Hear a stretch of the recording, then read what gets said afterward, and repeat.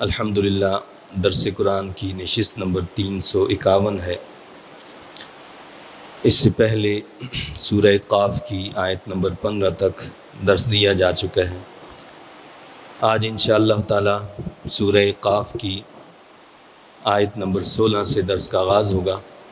اس میں اللہ رب العزت کا ارشاد پاک ہے: اعوذ باللہ من الشیطان الرجیم، بسم اللہ الرحمن الرحیم، وَلَقَدْ خَلَقْنَا الْإِنسَانَ وَنَعْلَمُ مَا تُوَسْوِسُ بِهِ نَفْسُهُ وَنَحْنُ أَقْرَبُ إِلَيْهِ مِنْ حَبْلِ الْوَرِيدِ۔ اور بلا شبہ ہم نے ہی انسان کو پیدا کیا ہے، اور ہم خوب جانتے ہیں اس کا نفس جو وسوسے ڈالتا ہے۔ اللہ تعالیٰ نے اس رکوع کے آغاز میں ہی اس بات سے آگاہ کیا ہے کہ انسان کو پیدا کرنے والا اللہ ہے، اور وہ اس کے دل کے خیالات تک سے بھی واقف ہے۔ بلکہ کیا فرمایا؟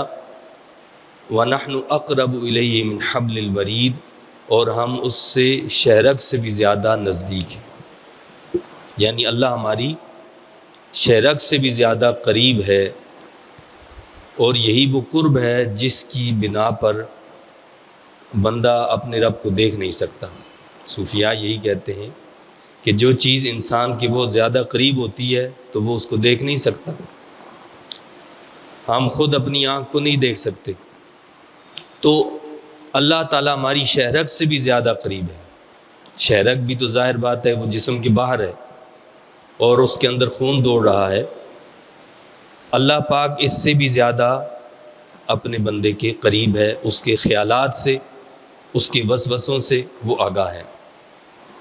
اِذْ يَتَلَقَّى الْمُتَلَقِّيَانِ عَنِ الْيَمِينِ وَعَنِ الشِّمَالِ قَعِيدٌ، جب اس کے اعمال کو لے لیتے ہیں دو لینے والے ان میں سے، ایک دائیں جانب اور دوسرا بائیں جانب بیٹھا ہوتا ہے۔ اللہ تعالیٰ نے انسان کے ساتھ دو فرشتے رکھے، ایک ہمارے دائیں جانب ہوتا ہے، دوسرا بائیں جانب ہوتا ہے۔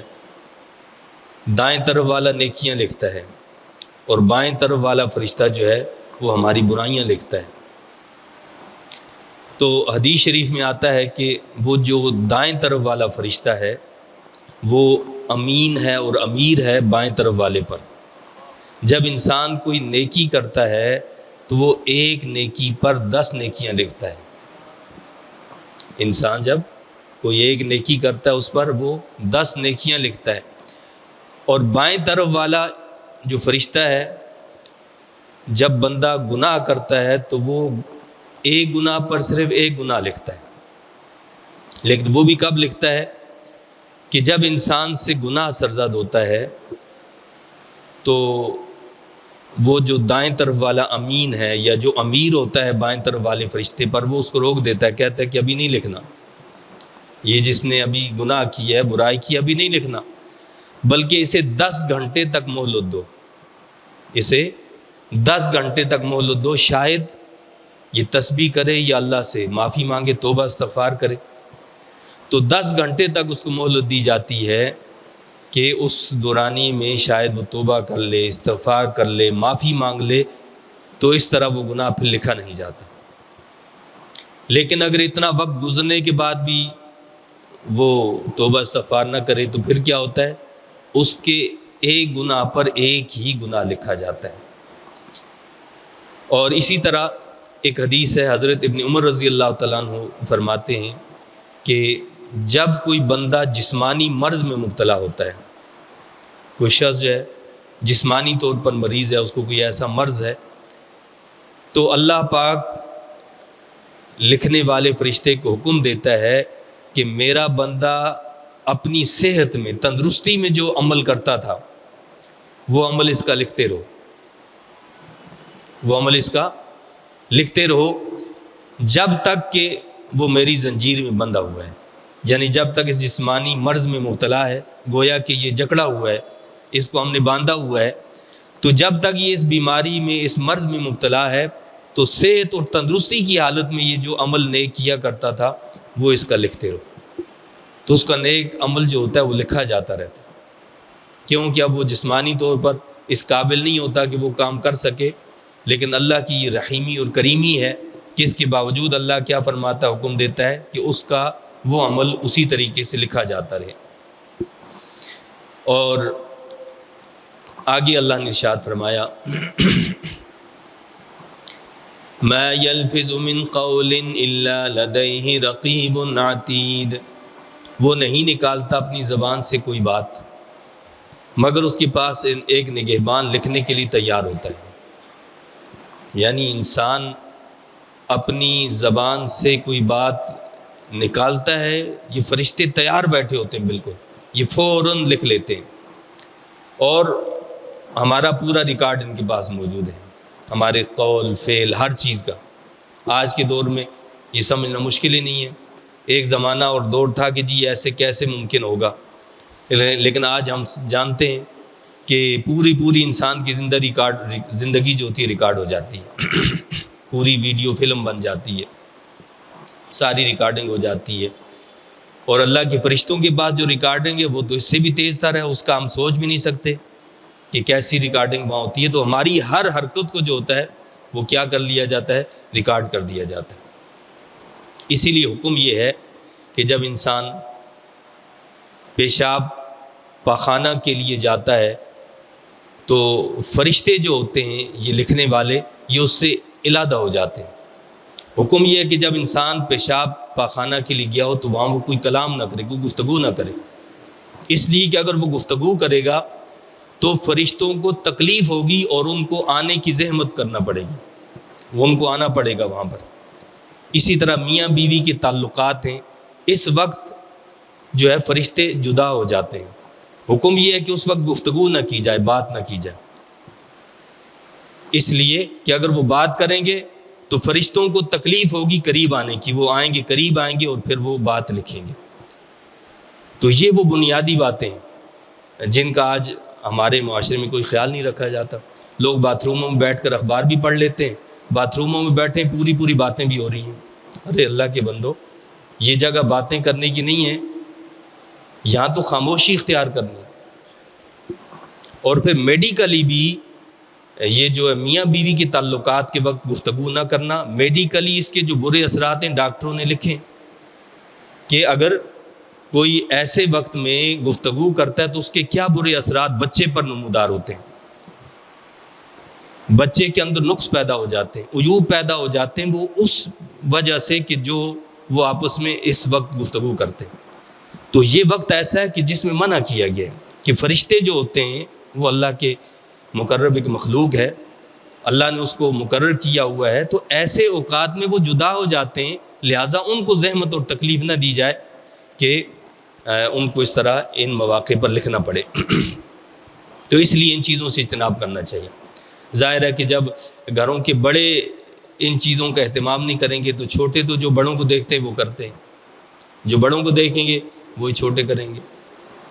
پہلے بڑے ہوتے تھے، کہتے تھے دادا دادی جو ہیں وہ بچوں کو جو ہے صحیح تربیت دیتے تھے۔ اب جب دادا دادی کو آج کے دور میں خود اپنی تربیت نہیں ہوگی، ان کو خود پتہ نہیں ہوگا، تو وہ بچوں کی کیا تربیت کریں گے؟ اس لیے انسان کو یہ سوچنا چاہیے کہ اس کا ہر عمل جو ہے، اگرچہ کہ دوسری آنکھ دنیا کی کوئی نہ دیکھ رہی ہو، اللہ تو دیکھ رہا ہے، اور وہ فرشتے جو ہمارے ساتھ ریکارڈ کر رہے ہیں وہ ہمارے ساتھ موجود ہیں، اور ہماری ساری زندگی ریکارڈ ہو رہی ہے۔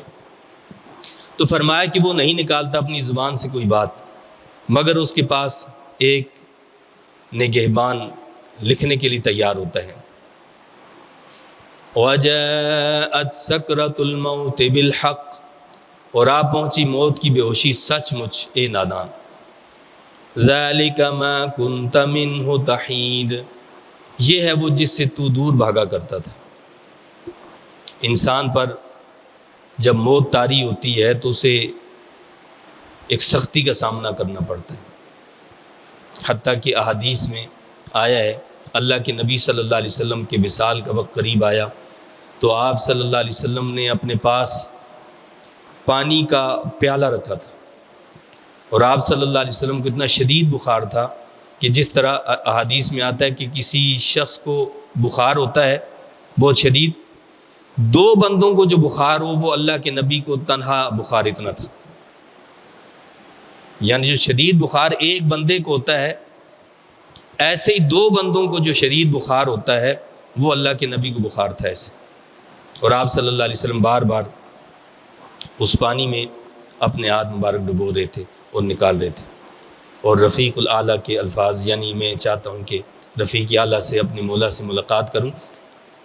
تو یہ سخت شدید مشکل کا وقت ہوتا ہے، انسان کی موت کا وقت. یہ ایک الگ بات ہے کہ جو بندہ مومن ہوتا ہے، اعمال صالحہ کرنے والا ہوتا ہے، اس سختی کا سامنا اسے بھی کرنا پڑتا ہے. لیکن فرق کیا ہوتا ہے؟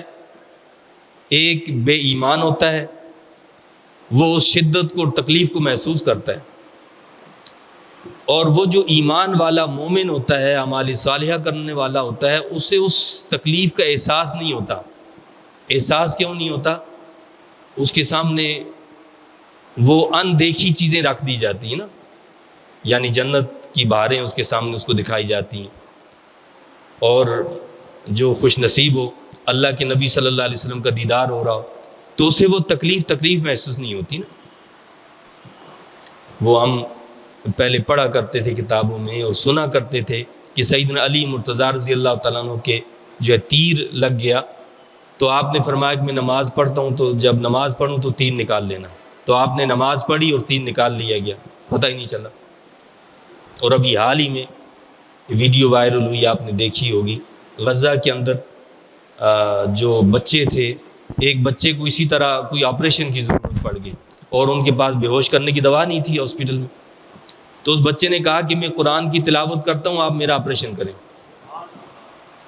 اور ویڈیو میں باقاعدہ دکھایا جا رہا ہے کہ کاٹا پیٹی ہو رہی ہے، بچہ آرام سے قرآن پڑھ رہا ہے، کاٹا پیٹی کی، انہوں نے وہ ٹانکے لگائے، سب کچھ کیا، اسے کوئی پرواہ نہیں، وہ آرام سے قرآن پاک کی تلاوت کر رہا ہے. تو یہ ہے کہ اللہ جس کو چاہتا ہے اس کو اس تکلیف کا احساس نہیں ہوتا. تکلیف کا سامنا، مشکل کا سامنا ہر ایک کو ہے. احساس کسے ہوگا؟ جو کافر ہوگا، جو بے ایمان ہوگا، اسے اس تکلیف کا احساس ہوگا. اور فرمایا کہ ذالک ما کنت من تحید، یہ ہے وہ جس سے تو دور بھاگا کرتا تھا. موت جو ہے ہر انسان اس سے دور بھاگتا ہے.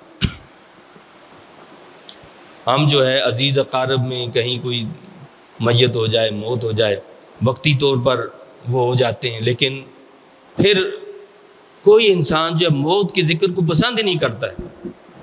اللہ فرماتا ہے یہ وہ موت ہے جس سے تو بھاگا کرتا تھا، جس کا ذکر بھی تجھے برا لگتا تھا. آج اس موت سے کوئی بھاگ نہیں سکتا. تو موت برحق ہے. اس کائنات میں ایسے لوگ موجود ہیں جو اللہ کا انکار کرنے والے ہیں، لیکن کوئی ایسا شخص آپ کو نہیں ملے گا جو موت کا انکار کر دے. موت کا انکار کوئی نہیں کر سکتا، کیونکہ یہ آنکھوں کے سامنے سب کچھ ہو رہا ہے. تو اللہ نے فرمایا کہ یہ وہ ہے تو دور بھاگا کرتا تھا جس سے وَنُفِخَ فِي الصُّورِ، اور سور پھونکا جائے گا. یہ جو پہلے بات ہوئی کہ یعنی موت کی بے ہوشی کا ذکر ہوا، سچ مچ اب آ چکی ہے، اور جس سے دور بھاگا کرتا تھا، یہ ایک انفرادی موت کا ذکر تھا. کسی اکیلے شخص کی جان لے لی جائے، اس کی موت، اس کی قیامت تو اسی وقت برپا ہو گئی، اس پر تو قیامت آ چکی. اب جو ہے اجتماعی موت کا ذکر ہے، وَنُفِخَ فِي الصُّورِ، اور سور پھونکا جائے گا. جب قیامت برپا ہوگی نا، یعنی ایک قیامت صغریٰ ہے، ایک انسان کی موت واقع ہوتی وہ قیامت صغریٰ ہے، اور قیامت کبریٰ ہے. اس میں کیا ہوگا؟ جب سور پھونکا جائے گا پہلا، تو اس کائنات میں جتنے لوگ زندہ ہوں گے وہ سارے کے سارے مر جائیں گے، سب ختم ہو جائے گا، فنا ہو جائے گا.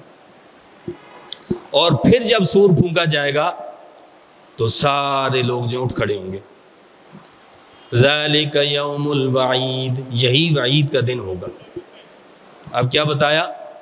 اب سارے لوگ جو ہیں قبروں سے اٹھیں گے اور جمع ہو جائیں گے اللہ کے حضور. حشر کا میدان قائم ہو جائے گا.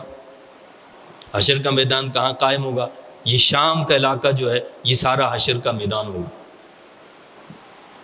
اور یہ بیت المقدس کا ایریا بھی اسی میں شامل کیا گیا کہ جہاں حشر برپا ہوگا۔ تو فرمایا کہ یہ وہی دن ہے جو وعید کا دن ہے، یعنی کفار کے لیے یہ عذاب کا دن ہے، وعید کا دن ہے، اور اہل ایمان کے لیے ظاہر ہے کہ راحتوں کا دن ہوگا۔ وَجَاءَتْ كُلُّ نَفْسٍ مَّعَهَا سَائِقٌ وَشَهِيدٌ، اور حاضر ہوگا ہر شخص اس طرح کہ اس کے ہمراہ ایک اسے ہانکنے والا اور ایک گواہ ہوگا۔ ہر شخص کے ساتھ دو فرشتے ہوں گے، ایک اس کو پیچھے سے ہانک رہا ہوگا اور ایک گواہ ہوگا ساتھ میں، یعنی وہ فرشتے جو انسان کے ساتھ اس دنیا میں رہے وہ اس کے ساتھ ہوں گے، وہاں پر وہ اس کو ساتھ لے کر چلیں گے۔ اب کفار کو تو ہانکا جائے گا جس طرح جانوروں کو ہانکا جاتا ہے، لیکن جو اہل ایمان ہوں گے، جنہوں نے تقویٰ اور اللہ سے ڈرتے ہوئے زندگی بسر کی ہوگی، تو ان کے لیے حدیث میں مختلف طریقے بتائے گئے کہ وہ کس طریقے سے جا رہے ہوں گے۔ شاہانہ انداز میں اپنی سواریوں پر سوار ہوں گے، وہ قربانیاں جو انہوں نے اللہ کی رضا کی خاطر کی تھیں وہ اپنے قربانی کے جانور پر سوار ہو کر شاہانہ انداز میں جا رہے ہوں گے، ان کی وہاں پذیرائی ہوگی، عزت افزائی کی جائے گی۔ تو فرمایا کہ لَقَدْ كُنْتَ فِي غَفْلَةٍ مِّنْ هَذَا فَكَشَفْنَا عَنْكَ غِطَاءَكَ فَبَصَرُكَ الْيَوْمَ حَدِيدٌ۔ اب جب انسان کو حاضر کیا جائے گا اللہ کی بارگاہ میں، اب اسے کہا جائے گا تو عمر بھر غافل رہا اس دن سے، تو انکار کرتا تھا جی کوئی قیامت ویامت نہیں ہے، آنکھوں پر پردے پڑے ہوئے تھے۔ یہ دنیا کی مثال جو ہے خواب کی طرح ہے،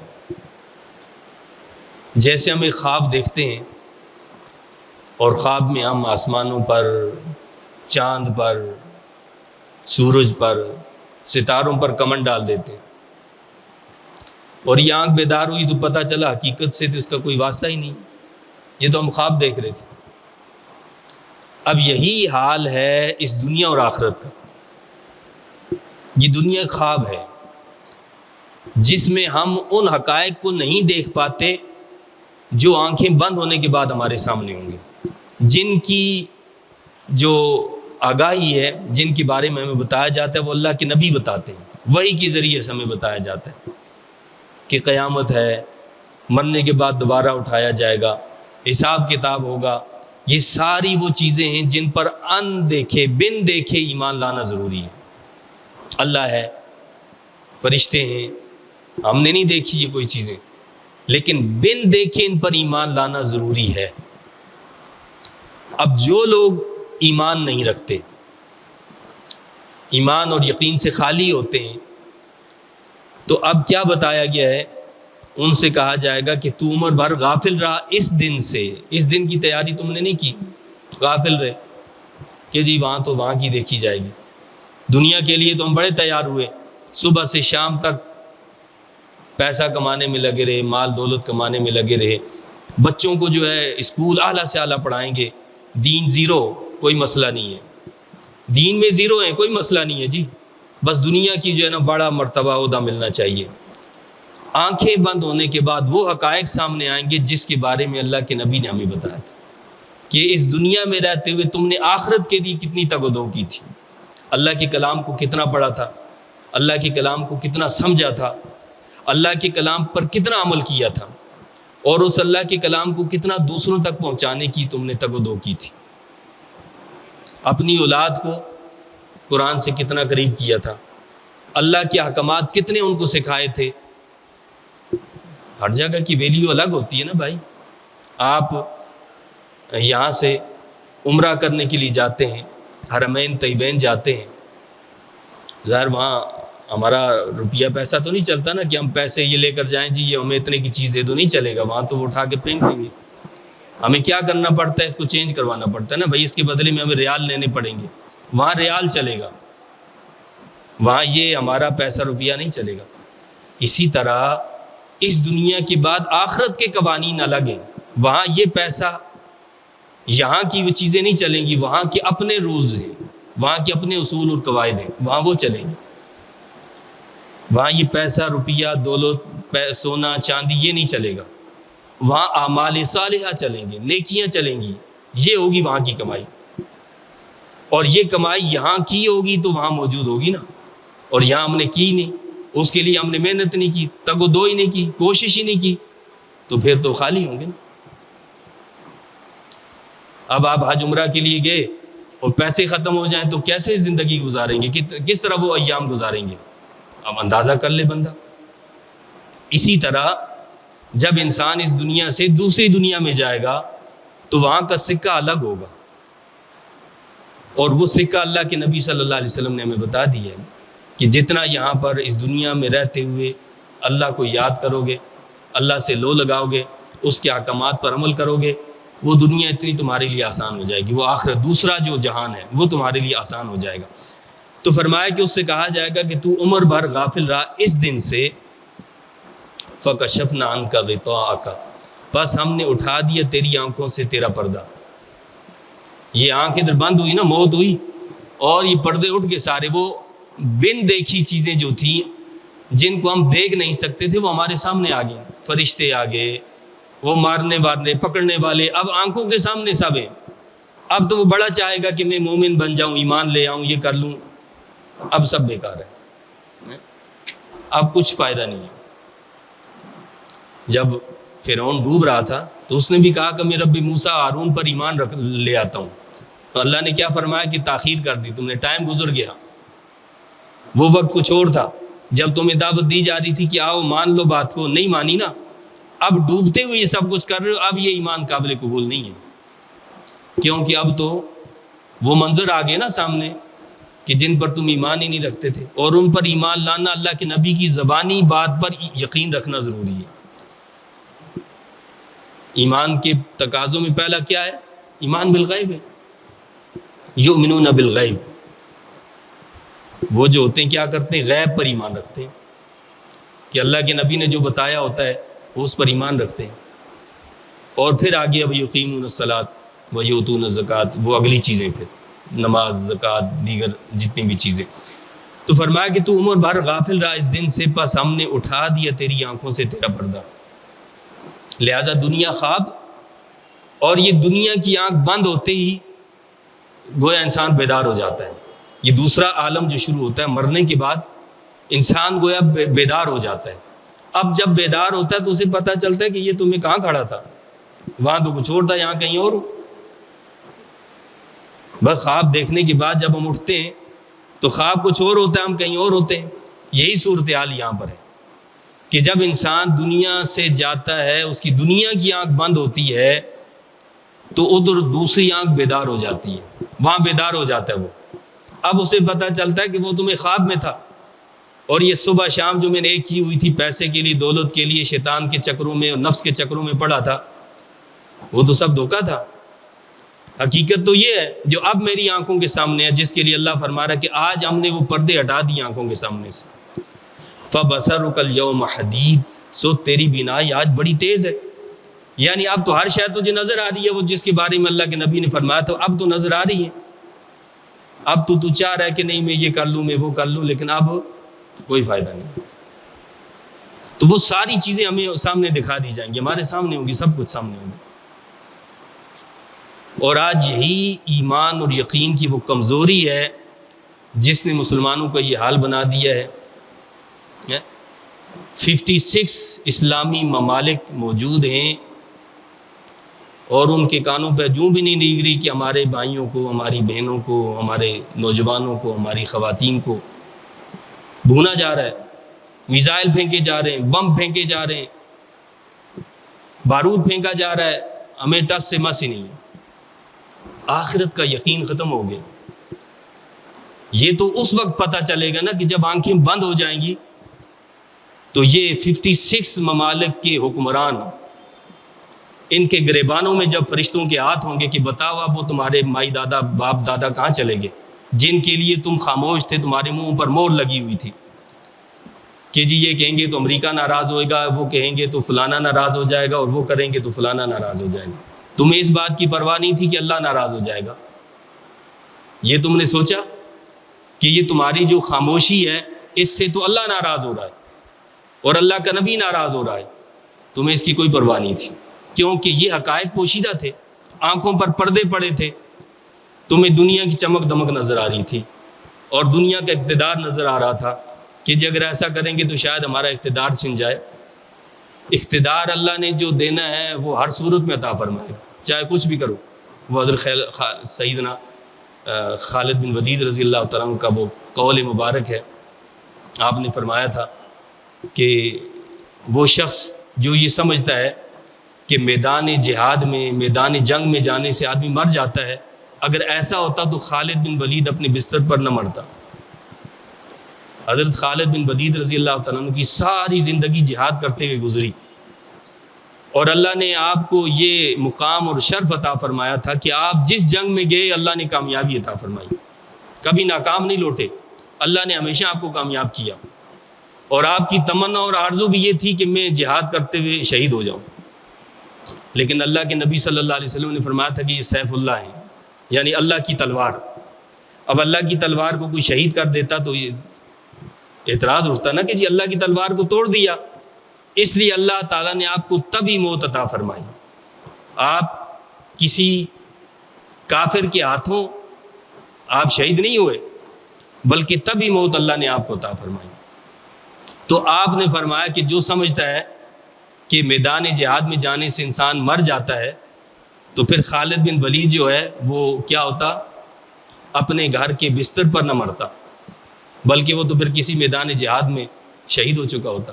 تو ایسا نہیں ہے کہ جو میدان جہاد میں چلا جائے تو وہ مر ہی جائے، اور بندہ مومن کی تو شان یہ ہے کہ وہ تو میدان جہاد میں جاتا ہے تو اسے پتہ ہے کہ یا تو میں غازی بن جاؤں گا یا شہید ہو جاؤں گا، اس کے لیے دونوں حالتیں سعادت والی ہیں، یعنی وہ اس میں خوشی محسوس کرتا ہے۔ تو فرمایا کہ ان سے کہا جائے گا کہ عمر بھر غافل رہا تو اس دن سے، بس ہم نے اٹھا دیا تیری آنکھوں سے تیرا پردہ، سو تیری بینائی آج بڑی تیز ہے، آج ہر چیز تجھے بالکل واضح نظر آ رہی ہے۔ وَقَالَ قَرِينُهُ هَذَا مَا لَدَيَّ عَتِيدٌ، اور کہے گا اس کا عمر بھر کا ساتھی، یہ اعمال نامہ جو میرے پاس تھا بالکل تیار ہے۔ اب اس ساتھی سے کون مراد ہے؟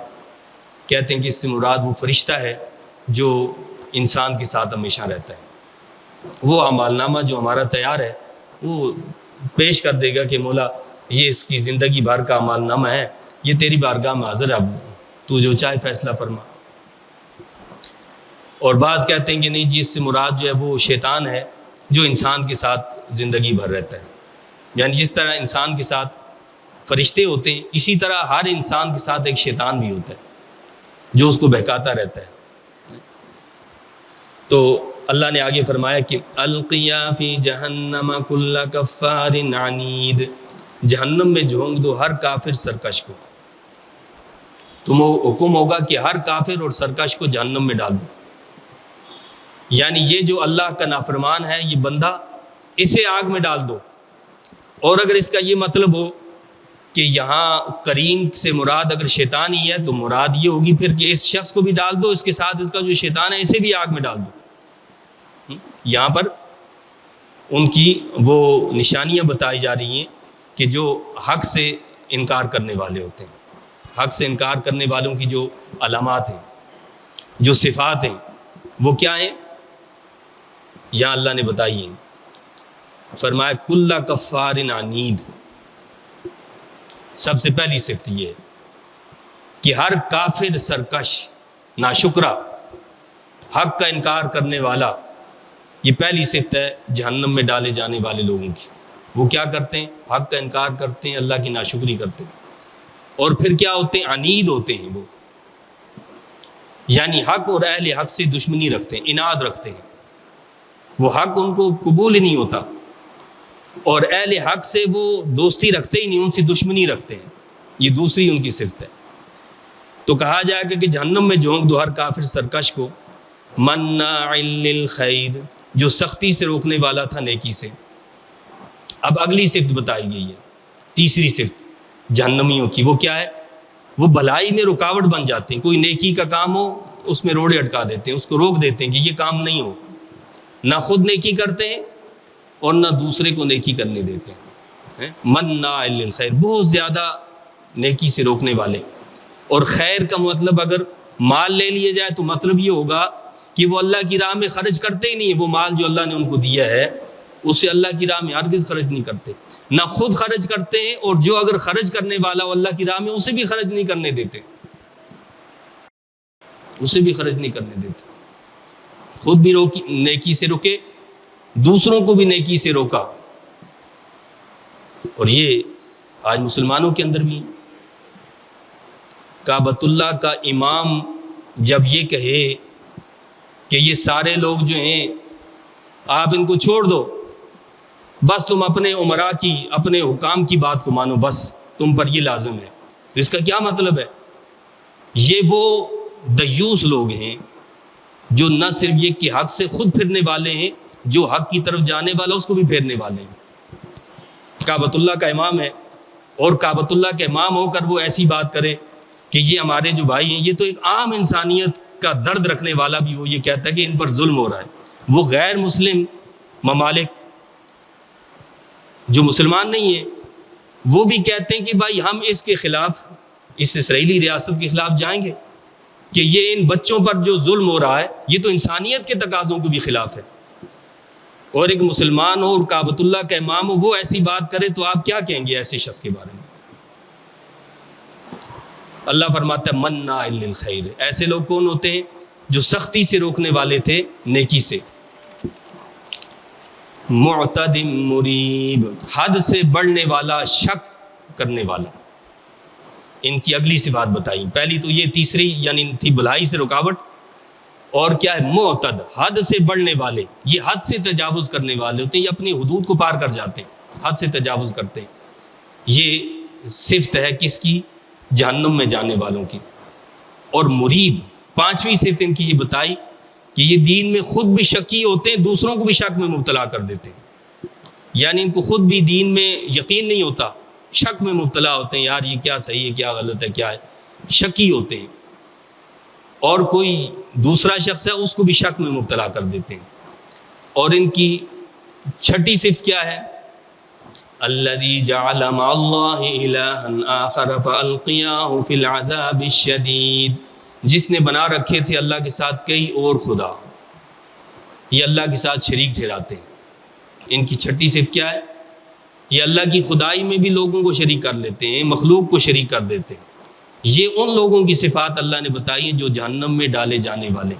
اب ہمیں سوچنا چاہیے کہ یہ صفات کہیں ہمارے اندر تو نہیں پائی جاتی، اور جو صرف جتنی ہمارے اندر پائی جاتی ہو ہمیں اس سے اجتناب کرنا چاہیے، اس سے بچنے کا اہتمام کرنا چاہیے. قال قرینہ ربنا ما اطغیتہ ولکن کان فی ضلال بعید. اب جب حکم ہوگا کہ اس کو جہنم میں ڈال دو، یہ جو نافرمان تھا، اللہ کی نافرمانیوں میں اس نے زندگی گزاری ہے، تو اس کے ساتھ حکم ملے گا کہ اس کے شیطان کو بھی ساتھ میں ڈال دیا جائے. تو شیطان کہے گا، اس کا ساتھی شیطان بولے گا، اے ہمارے پروردگار میں نے تو اسے سرکش نہیں بنایا تھا. شیطان تو ہاتھ اٹھا لے گا کہ نہیں جی میں تو بری ذمہ ہوں، میرا کوئی قصور نہیں ہے، میں نے تو صرف اس کو اشارہ کیا تھا اور یہ خود لبک پڑا، میں نے تو اشارہ دیا تھا صرف، اور اس اشارے پر یہ لپک گیا، دوڑ پڑا. اور شیطان کہے گا، اے ہمارے پروردگار میں نے تو اسے سرکش نہیں بنایا تھا بلکہ وہ خود ہی گمراہی میں دور تک چلا گیا تھا. میں نے اشارہ کیا اور یہ تو گمراہی میں بہت آگے بڑھ گیا، مجھے بھی پیچھے چھوڑ دیا. شیطان یہ کہہ رہا ہے. اللہ کیا فرمائے گا؟ قال لا تختصموا لدي وقد قدمت اليكم بالوعید. اللہ فرمائے گا مت جھگڑو میرے روبرو، میں تو پہلے ہی تم کو وعید سنا چکا ہوں.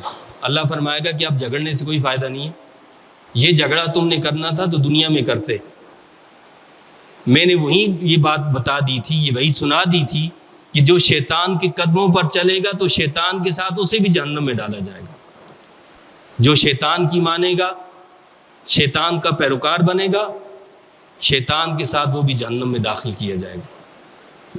تو جو حکمران شیطان کی مانیں گے، اور شیطان قرآن کہتا ہے کہ شیطان کیا کرتا ہے، وہ اپنے اولیاء سے ڈراتا ہے، اپنے دوستوں سے ڈراتا ہے اور یہ ایسا کر لو گے تو تمہارے تو یہ حال ہو جائے گا، تم پتھر کے دور میں چلے جاؤ گے، تمہارے اوپر یہ آفت آ جائے گی، تو شیطان ڈراتا رہتا ہے اور وہ اس میں آ جاتے ہیں جی۔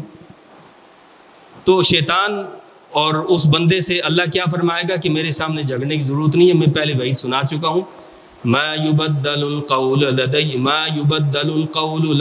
وما انا بظلام للعبید، میرے ہاں حکم بدلا نہیں جاتا اور نہ میں اپنے بندوں پر ظلم کرتا ہوں۔ اللہ فرمائے گا کہ میرا حکم جو ہے وہ تبدیل نہیں ہوتا ہے، وہ لکھا جا چکا اور میں کسی پر ظلم بھی نہیں کرتا۔ ایسا نہیں ہے کہ میرا علم جو ہے نعوذ باللہ کوئی ناقص ہے، مجھے پتہ نہیں تھا۔ وہ خالق اور مالک جس نے بنایا انسان کو، وہ تو جانتا ہے نا، انسان کے وسوسوں سے ہم نے رکوع کی ابتدا میں پڑھ لیا، اس کے خیالات سے بھی واقف ہے، اس کے آغاز، اس کی ابتدا اور اس کی انتہا سے بھی واقف ہے، اس لیے اس نے جو لکھا ہے وہ اس نے جو کیا اسی کے مطابق لکھ دیا، اسے آزاد چھوڑا کہ ٹھیک ہے کر لو۔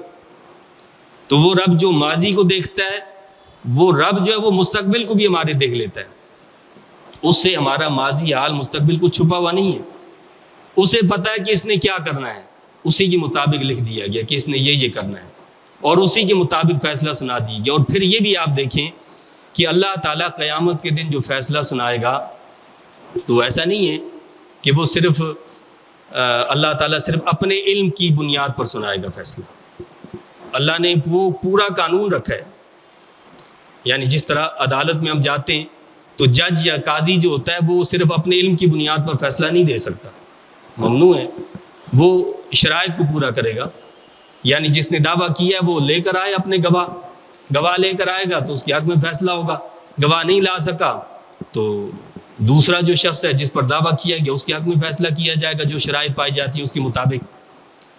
اسی طرح قیامت کے دن اللہ تعالیٰ جب فیصلہ سنائے گا تو وہ اپنے علم کی بنیاد پر نہیں سنائے گا، یہ جو کرامن کاتبین ہمارے ساتھ رکھیں یہ بولیں گے، یہ گواہی دیں گے، ہمارے سارے اعضاء خود بول پڑیں گے، یہ گواہی دیں گے، اور اس کے بعد ان گواہیوں کے بعد جو ہے فیصلہ سنایا جائے گا کہ یہ تمہارے حق میں فیصلہ سنایا جائے گا، صرف ذاتی علم کی بنیاد پر فیصلہ نہیں، بلکہ یہ فرشتے گواہ بنا کر تمہارے سامنے حاضر ہیں، تمہارا ریکارڈ سارا سامنے موجود ہے، یہ دیکھ لو، وہ نظر آ رہا ہوگا سب انسان کو، اور پھر بھی انکار کرے گا تو اس کی منہ پہ مہر لگا دی جائے گی اور سارے اعضاء خود بول پڑیں گے۔